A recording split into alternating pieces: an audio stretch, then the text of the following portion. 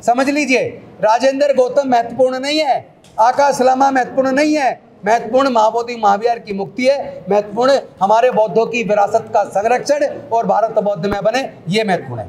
आगामी रूपरेखा क्या होगी बौद्ध मुक्ति आंदोलन की? आगामी रूपरेखा जो समन्वय समिति बनी है, आगामी रूपरेखा में ऑलरेडी 4 प्रोग्राम हमने डिक्लेयर कर दिए हैं। बाकी समन्वय समिति तय करेगी कि आगे के आंदोलन को कैसे बढ़ाना है।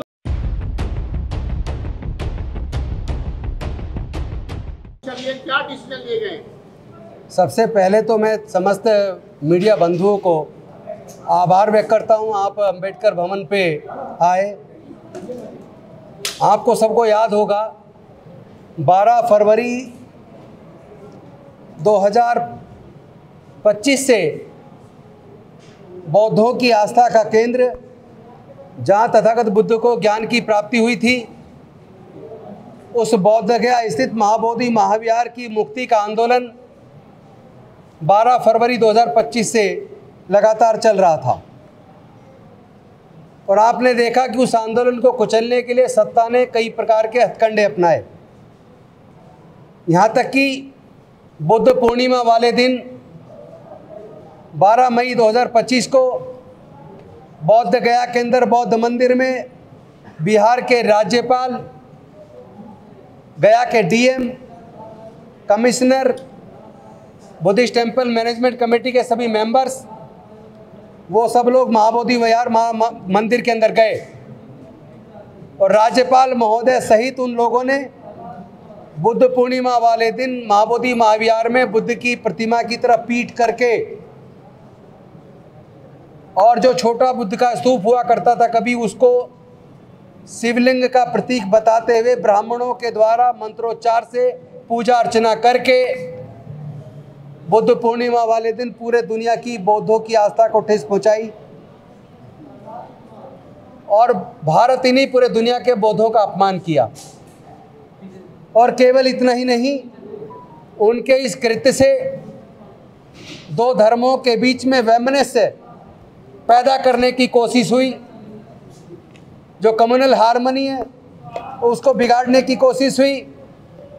और इसके साथ साथ अगले दिन 13 मई को उसी महाबोधि महाविहार के प्रांगण में, जहाँ पूरे दुनिया के आस्था की वजह से बौद्ध लोग आते हैं, वहाँ कुछ गुंडों ने जय श्री राम का नारा लगाकर जय भीम बोलने वाले लोगों के ऊपर हमला किया। यहाँ तक कि एक भिक्षुणी के ऊपर भी हमला किया।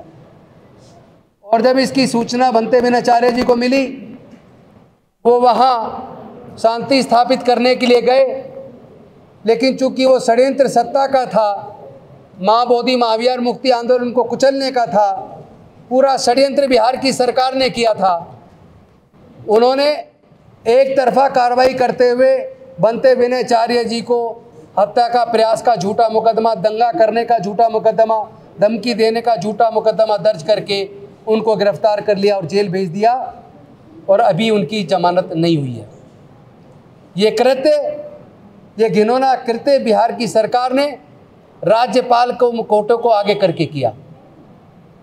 और जिसने महाबोधि महाविहार में जय श्री राम का नारा लगा के दंगे किए, मारपीटाई की, उसकी फुटेज अवेलेबल है। दुख की बात है कि बिहार की सरकार ने, गया की पुलिस ने, प्रशासन ने उस व्यक्ति के खिलाफ कोई कार्रवाई नहीं की, जबकि कार्रवाई उसके खिलाफ मुकदमा दर्ज के की जानी चाहिए थी। और इस पूरे आंदोलन को कुचलने का प्रयास किया।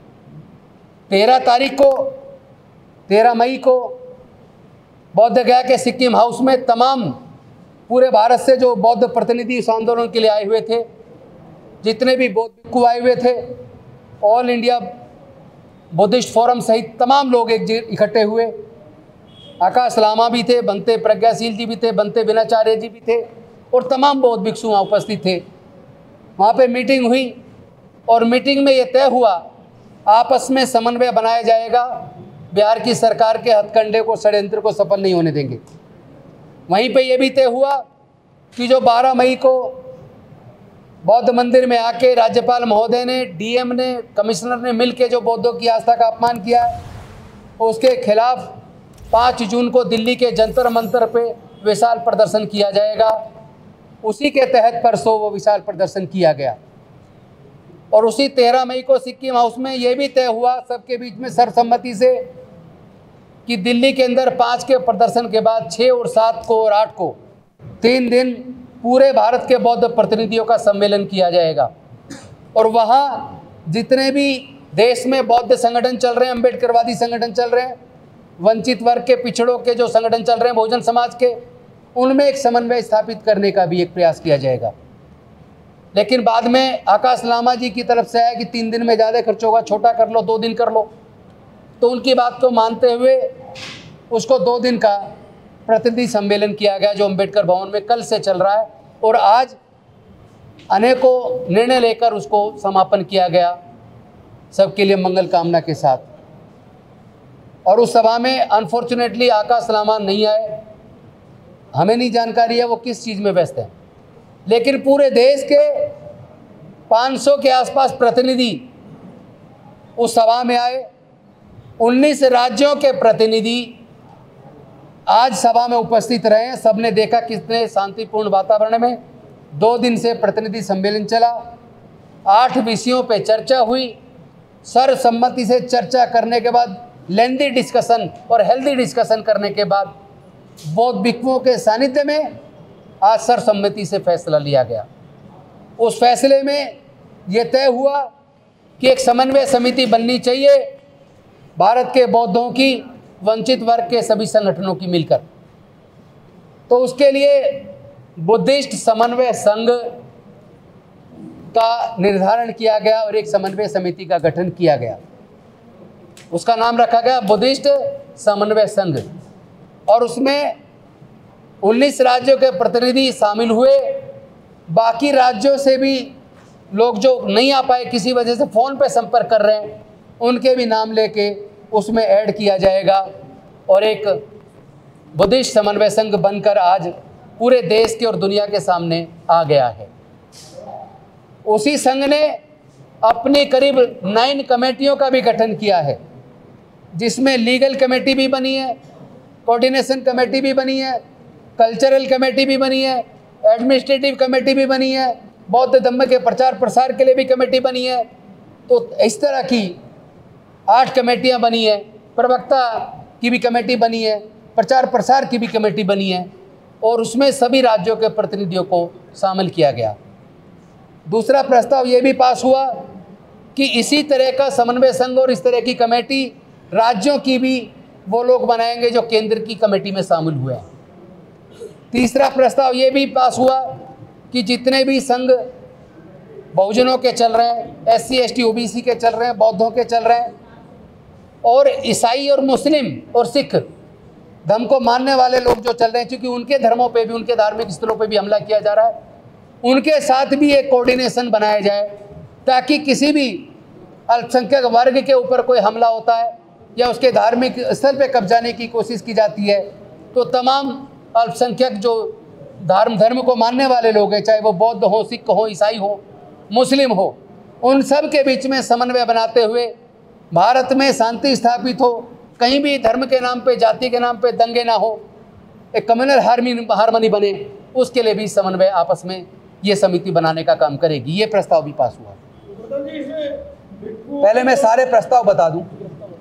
इसी में ये प्रस्ताव भी पास हुआ कि जितने बौद्ध विहार, अंबेडकर भवन या इस तरह के हमारे जो स्थान हैं, उनकी जो अलग अलग मैनेजमेंट कमेटी हैं, उनमें भी गुरु रविदास कमेटी भी है, उनकी कमेटियों में भी आपस में समन्वय बने, ताकि कोई भी मसला आए समाज का, इस संघ के द्वारा तुरंत सारी मैनेजमेंट कमेटियों से संपर्क करके, तालमेल करके एक रणनीति बनाकर हम ऐसी किसी भी दुस्साहस का मुंह तोड़ जवाब सामूहिक रूप से मिलकर दे पाएँ और आपस में कोऑर्डिनेशन से हम लोग फैसले ले पाएँ।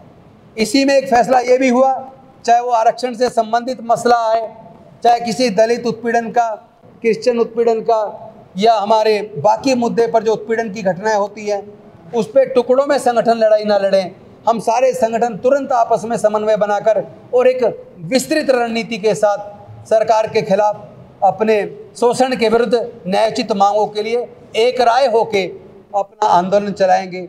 ये भी फैसला इस 2 दिवसीय समिति के अंदर सम्मेलन के अंदर तय किया।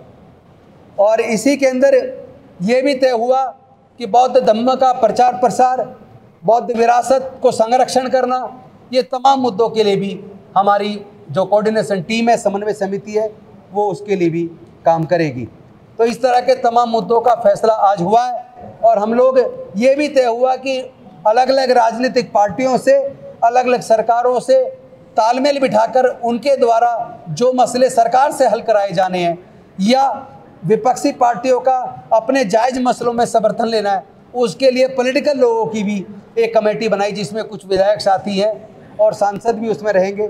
वो मिलके, चाहे वो किसी भी पार्टी के हों, लेकिन सामाजिक मसले पर वो अपनी पार्टी में रहते हुए भी एकजुट होकर समाज की बात को सत्ता के साथ मिलकर, सरकारों के साथ मिलकर, अपने अपनी पार्टियों के माध्यम से भी उसको भी आगे बढ़ाने का काम करेंगे, ताकि उनकी अपनी राजनीति अपनी जगह है, लेकिन समाज के मुद्दों पर मिलकर अपनी लड़ाई लड़ पाएँ। और साथ ही ये भी तय हुआ, कोई भी मसला आता है तो हम संसद के अंदर भी, विधानसभाओं के अंदर भी अपने सांसदों और विधायकों के माध्यम से अपनी आवाज़ को मजबूती के साथ बुलंद करेंगे। और ये भी फैसला हुआ कि तमाम राज्यों में जिन लोगों की आस्था को ठेस पहुंची है इस तरह की वीडियोस देखकर, वो लोग अपने अपने राज्य में ऐसे कृत्य के खिलाफ मुकदमा दर्ज कराने के लिए कंप्लेंट दायर करेंगे। तो ये सारे मसले आज की मीटिंग में बड़े सौहार्दपूर्ण वातावरण में आज फाइनल किए गए, पास किए गए, पूर्ण बहुमत से किए गए और बहुत अच्छे वातावरण में आज हमने ये सारे मसले तय किए। इसके लिए मैं समस्त आए हुए साथियों का और बौद्ध भिक्षुओं का मैं सम्मान करता हूँ, स्वागत करता हूँ कि आपने बहुत अच्छे वातावरण में ये सारे फैसले करवाए हैं। आगे की प्रेस कॉन्फ्रेंस को संबोधित करने के लिए हमारे जो प्रवक्ता निर्धारित किए गए हैं, आदरणीय बुद्ध अलंकार जी, बीपी निगम साहब, आप लोग आगे की बात रखें। उससे पहले अगर कोई सवाल पूछना आप चाहते हैं तो आप पूछ सकते हैं।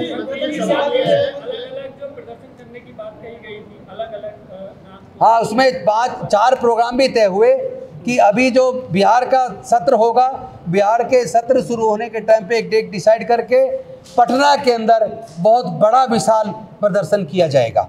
ये तो पटना का हुआ।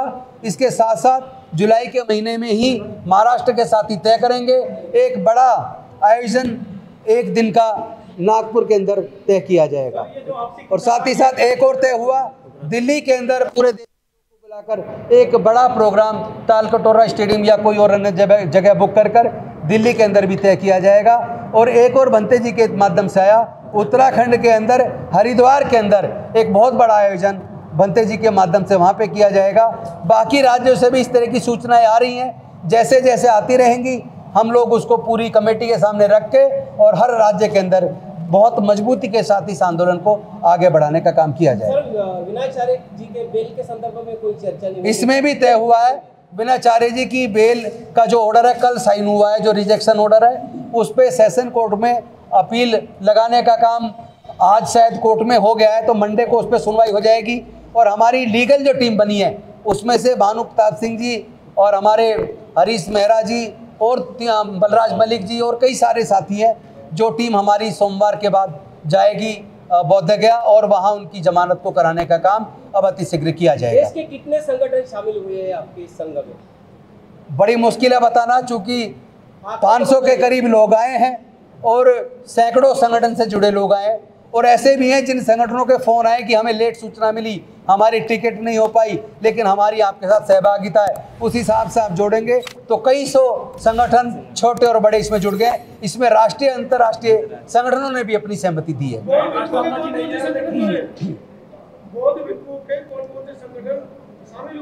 सारे संगठन बौद्ध भिक्षुओं के भी शामिल हुए हैं, सारे संगठन शामिल हुए। और अभी जो भिक्षु संघ की भी नीचे मीटिंग होगी और वो भिक्षु संघ अपना फैसला करके इसका नेतृत्व जो टीम करेगी उसको संरक्षण देने का काम सारे भिक्षुओं के संगठन मिलकर करने वाले उन्होंने तय कर दिया। आंदोलन की सहमति क्या बनी है? बौद्ध भिक्षु लीड करेंगे, उपासक लीड करेंगे? उपासक लीड करेंगे, मार्गदर्शन बौद्ध भिक्षुओं का होगा।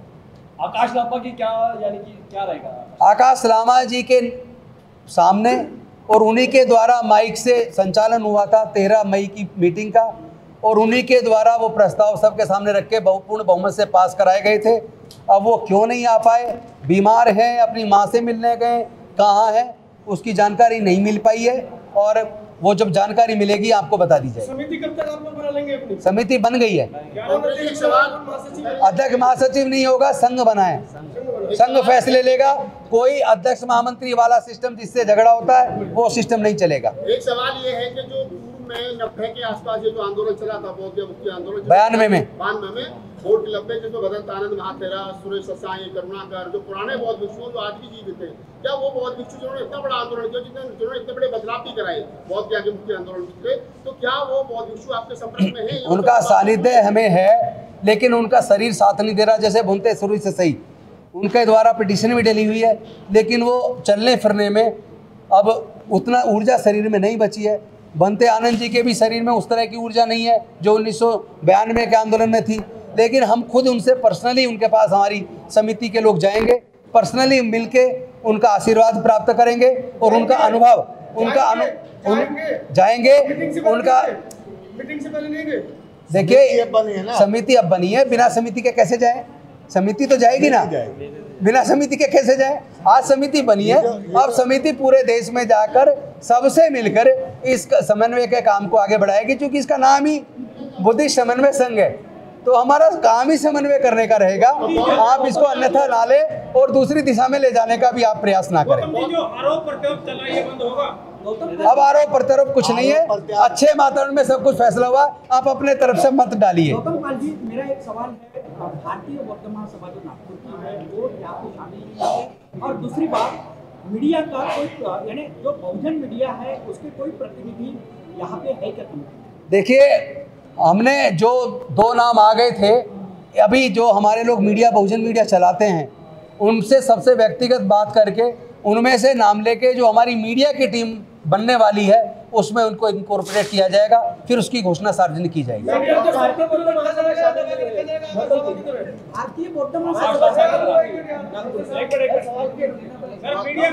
मैं एक बात बता दूं, आप जो चाहे सवाल पूछे, पूरी आज़ादी है, लेकिन एक निवेदन के साथ एक एक करके पूछें और आपका भी सहयोग समन्वय में हो। नकारात्मक जो ब्रीफिंग आप अपनी वीडियो चलाने के लिए करते हैं, कृपया करबद्ध निवेदन है, नकारात्मक कवरेज ना करें। आपको फायदा हो रहा है, आप अपना फायदा ले लो, लेकिन नकारात्मक, कम से कम सकारात्मक कार्य को नकारात्मक ना किया जाए। आप जो दिखाना दिखाइए, हमारा कंट्रोल आपके ऊपर नहीं है, आपको छूट है। सर, आगामी रूपरेखा क्या होगी बौद्ध ज्ञान मुक्ति आंदोलन की? आगामी रूपरेखा जो समन्वय समिति बनी है, आगामी रूपरेखा में ऑलरेडी 4 प्रोग्राम हमने डिक्लेयर कर दिए हैं। बाकी समन्वय समिति तय करेगी कि आगे के आंदोलन को कैसे बढ़ाना है। तो सर, अलग अलग शहरों में आप कर रहे हैं, अलग अलग राज्यों में कर रहे हैं, बौद्ध गया, प्रॉपर बौद्ध गया में क्या होगा?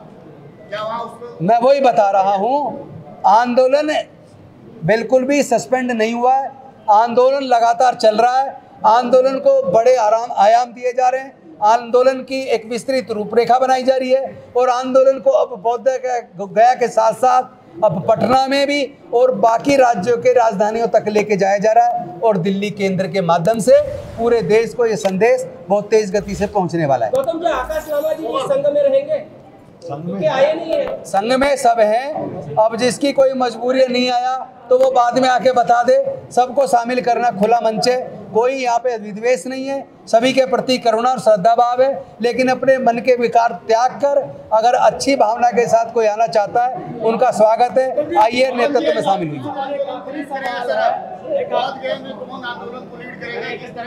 ये सब बताए ना, समन्वय समिति तय करेगी सारी चीजें। अभी घोषणा कैसे कर दें? आज समन्वय समिति बनी है, अब सारी फैसले किए जाएंगे और आपको बुला के सार्वजनिक किया जाएगा। कुछ भी बंद कमरे में अंधेरे में नहीं होगा, जो भी तय होगा आपको प्रेस कॉन्फ्रेंस आपके माध्यम से करवाकर और घोषणा की जाएगी।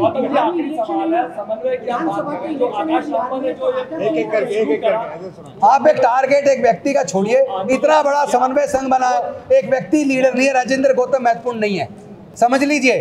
राजेंद्र गौतम महत्वपूर्ण नहीं है, आकाश लामा महत्वपूर्ण नहीं है। महत्वपूर्ण महाबोधि महावीर की मुक्ति है, महत्वपूर्ण हमारे बौद्धों की विरासत का संरक्षण और भारत बौद्ध में बने, ये महत्वपूर्ण है।